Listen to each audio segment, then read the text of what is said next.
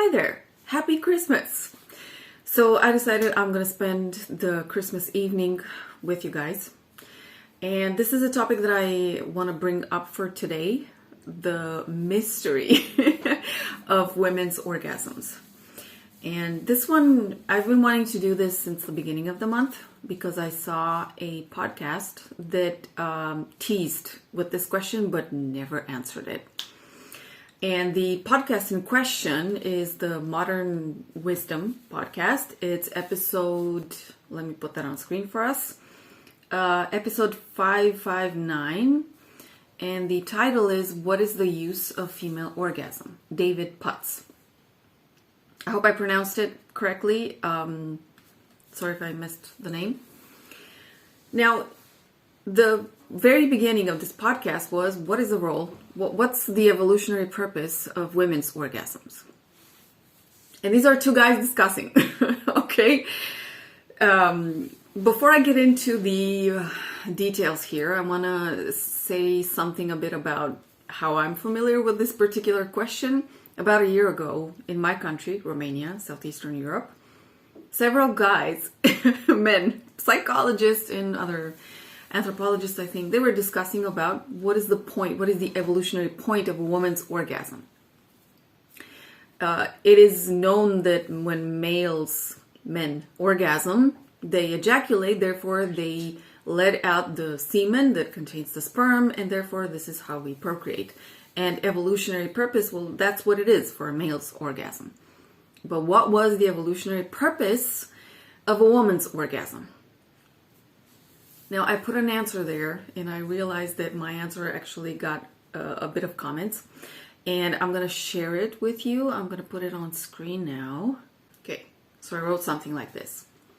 Chris, I warmly, politely, and cordially suggest that you invite a woman scientist or researcher to talk about any women's sexuality topic, especially when you address the point of it or any parts of it, so the point of orgasm. There's more to women's orgasm or female orgasm for the gender activists than a biological function. There's emotional discharge in orgasm, hormonal balancing, there's the potential of fulfillment. With awareness and consciousness comes this perspective on orgasm, for both men and women, might I add. There's been a slew of people in history castrating women's sexuality, in religion, society, family. In present day, many a woman struggle with expression and orgasm. I'm not referring to the boss babes or boss bitches, but to the more sensitive ones. I'm going to explain what I mean by this expression. Years of sexual suppression have done a huge number on women's expression. Lack of experiencing orgasm is one common result, among others, and it's frustrating for many. This topic is brought up in coaching often. In this context, two men analyzing publicly the point of women's orgasm, to put it diplomatically, it most likely won't sit well with many women. Please consider inviting a woman scientist next time. So my comment got a bit of replies. I never, 3 weeks, I never looked at them. And when I got back, I was like, whoa, what? But I was placed in the category of being a feminist. I was invited to cordially, politely, and diplomatically take my comments elsewhere and so on. And I was like, okay, got it. My perspective was not well received by some people, at least. The host of the podcast never replied. I'm not sure if he read the comments or not. I had no clue. But that was my perspective, And let me tell you, I was polite. Like in my country, people got so inflamed. Women, a lot of women, whether they were writers, whether they were psychologists, whether they were sex activists and so on, a lot of women got pissed off. It's like, what the fuck? Two men talking, or three men, it was in that discussion, talking about the point of women's orgasm as if we hadn't had enough of male regulating or patriarchal regulation of women's sexuality. Like that shit, although nowadays we don't see it too much, at least not in the Western world, in any Western aligned countries also. It's like that's not present. Now it's the opposite, basically.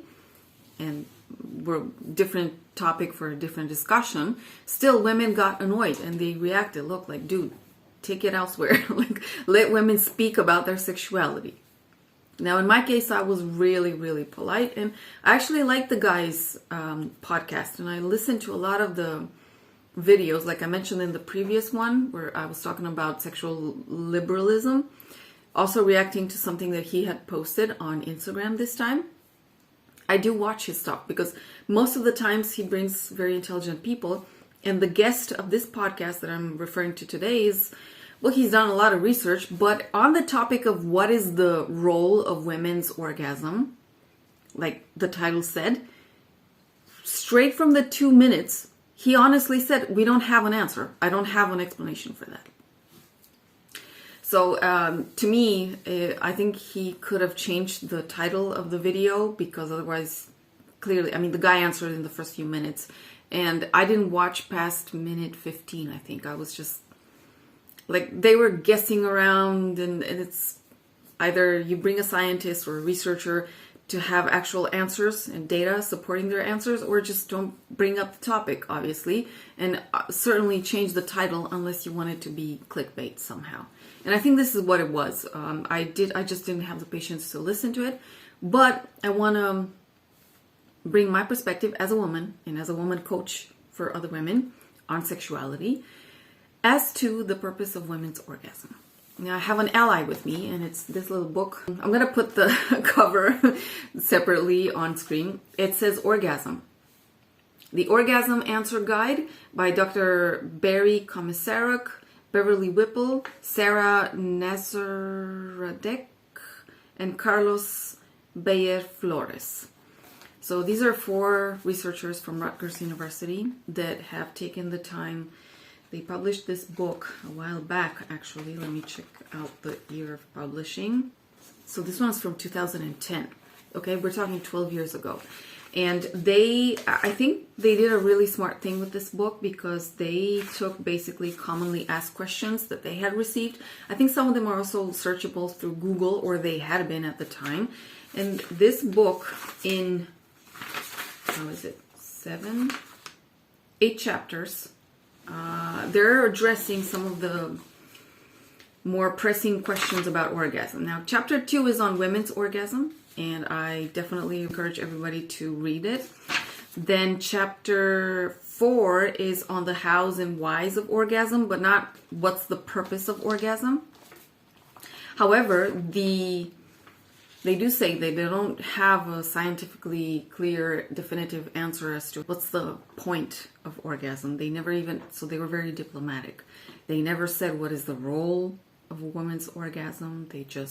So they didn't go down that route. But one question that they're addressing in this chapter is this.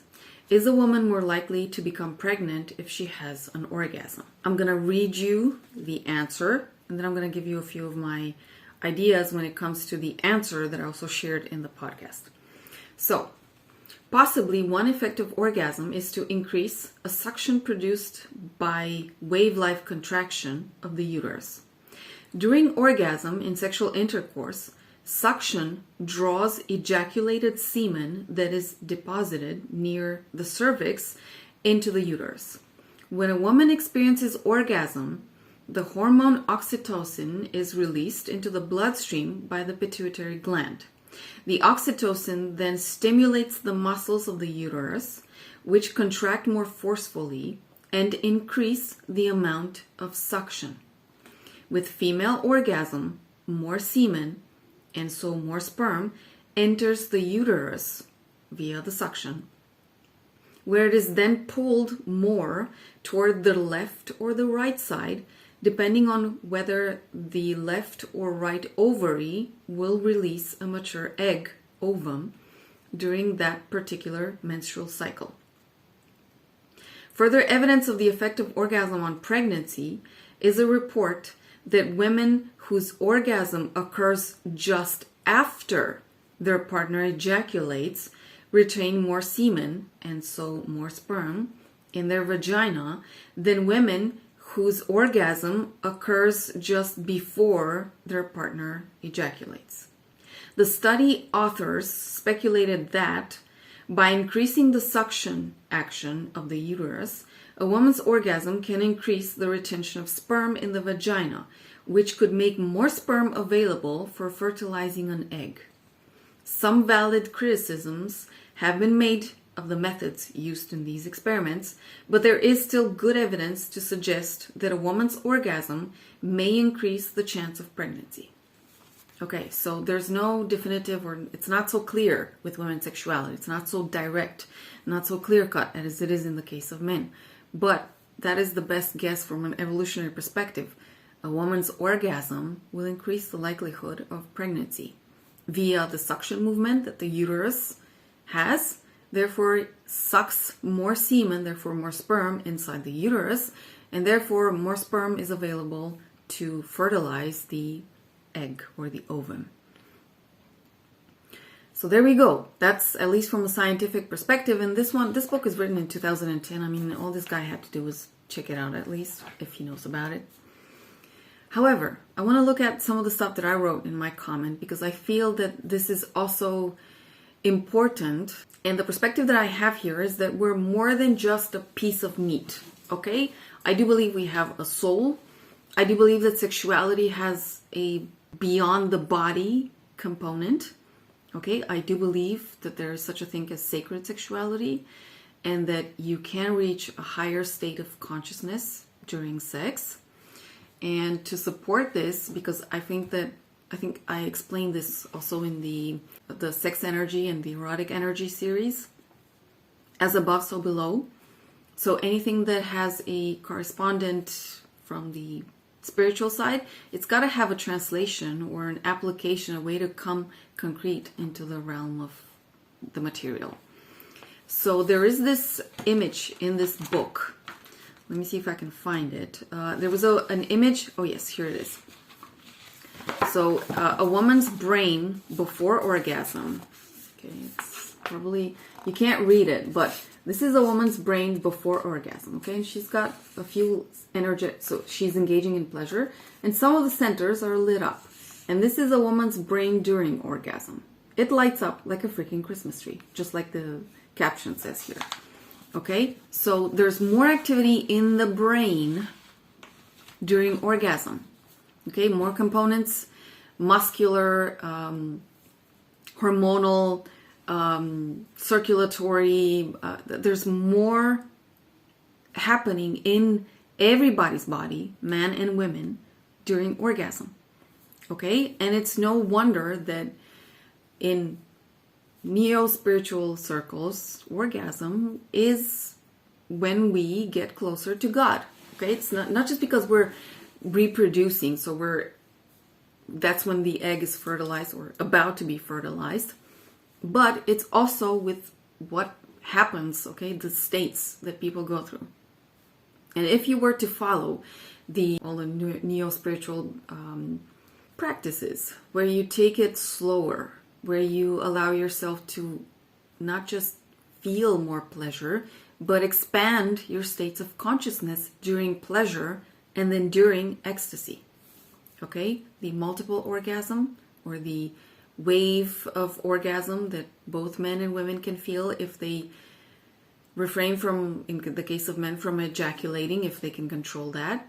And in the case of women, if they just allow themselves and they can stay more, and their partner can also hold space for them more during pleasure, then you access, according to the neo-spiritual teachings, godlike consciousness. So that's no joke, basically. And orgasm, for both men and women, has more purposes than just for reproduction. Okay, you reach the state of God consciousness. You are God because that's when you're creating life, or that's the moment of inception, the primordial white explosion. You got the light explosion, that gave birth to existence. I'm going to stop talking in metaphors here, but the states that you're living in, if you are allowed, or if you are able, if the whole setting is right, for you to maintain those states for a sufficient amount of time, you can transform or purge states, okay? Psycho-emotional regulation, healing for some people, that's what they informally call it. You can heal a lot of unresolved emotional stuff. Yes, it is more likely that you do that when you're engaging in sex with a partner, not when you're doing it on your own. Okay, you can't, and I'm going to attest to this, there's no way, even I as a coach with all my practices, there's no way I can compare my peaks on my own with peaks when I'm in love with somebody and blessed to have an intimate moment or more with the person that I'm in love with. And they feel the same for me. So there's a really beautiful moment created there. Now, this isn't everybody's experience, okay? Most people don't live it that way because it takes not just emotion and compatibility, but it also takes a different approach to everything that happens. And it takes a level of consciousness. But if all those things are in place, it's not just for reproduction, okay? Sex and orgasm. It's also for accessing blissful, joyful states with a partner, in love, creating life, and also healing yourself from within. Okay, so psycho-emotional regulation, as I said in the comment, I said the possibility or the potential for fulfillment. That's what I mean. There's nothing more powerful than engaging in living these beautiful, intimate moments with the people that you're in love with. Okay, two people that love each other. You are not the same. You cannot be the same after such moments. Okay, if you take your lovemaking to this kind of level, art, and you don't like, it's accessible for more people. It's not just for few initiates. Okay, it's accessible for everybody if they just allow themselves to take it slower, with a different approach, with presence, full consciousness, working through the issues that come up in the relationship in general and then in those moments. So it is a bit of work, but it is possible. That's one of the purposes. And when a woman orgasms, the power, the beauty, I can speak from my experience, basically, and I can speak from my experience comparing orgasms on my own, comparing orgasms when I was younger and a little more ignorant to this stuff. And as I got a bit older and I had the chance at least once, not just once, I'm just being diplomatic, but at least once to express with somebody that it wasn't my most powerful emotion, but like with the person that I had the most powerful emotion towards, it was not reciprocated, so I don't know. I don't have that experience. But it was with somebody that I had a strong enough emotion for. And I can tell you that there is a difference.